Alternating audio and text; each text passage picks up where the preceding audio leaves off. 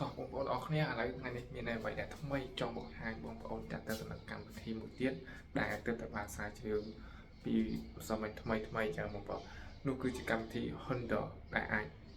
រកលុយបានដែលអ្នកនរគ្នាអត់ទាន់បានដឹងពីកម្មវិធីនេះមួយអាចរកលុយបានតាមរយៈការ subscribe ហើយនឹង new វាមិនទំលងទូលាយដូចជា Facebook ឬក៏ YouTube និងប្រព័ន្ធ social media ដូច TikTok ទេប៉ុន្តែកម្មវិធីនេះខ្ញុំទៅតែបានសារជ្រាវឃើញថ្មីចឹងបើសិនជាបងប្អូនចង់ download មកលេងអីបានកម្មវិធីហ្នឹងអាចទៅ search ទៅក្នុង Play Store ឬក៏ App Store យើងដាក់ search ទៅ Honda មកហើយយើងនឹងជ្រើសរើសរូបដែលខ្ញុំសូននៅក្នុងហ្នឹងមកហើយបងប្អូនអាច down សារវាលេងបានចឹងបងប្អូនបើសិនជាបងប្អូនចង់ព្យាយាមឬក៏សាកលេងអាចលេងបានបងប្អូនណាកម្មវិធីនេះយើងអាចរកលុយបានតាមរយៈពាណិជ្ជកម្មឬក៏ផ្សព្វផ្សាយផលិតផលនៅឡើងបានប៉ុន្តែគ្រាន់តែវាមិនសូវទូលំទូលាយចឹងវា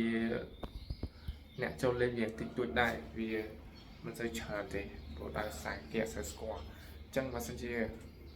បងប្អូនដែលនិយមចូលរកលុយតាមអនឡាញឬក៏ពេលទំនេរអត់ធ្វើអីអាចធ្វើអានោះបានខ្ញុំនៅតែចាប់ដើមដែរអញ្ចឹងបងប្អូនចាប់ពេលបានលទ្ធផលឬក៏ដកលុយបានខ្ញុំនឹងសូលឲ្យអ្នកទាំងគ្នាបានឃើញហ្នឹងហើយថ្ងៃហ្នឹងមានតែកម្មវិធីនឹងមួយទៀតដែលបានខ្ញុំទៅតែរកឃើញអញ្ចឹងបើសិនជាបងប្អូន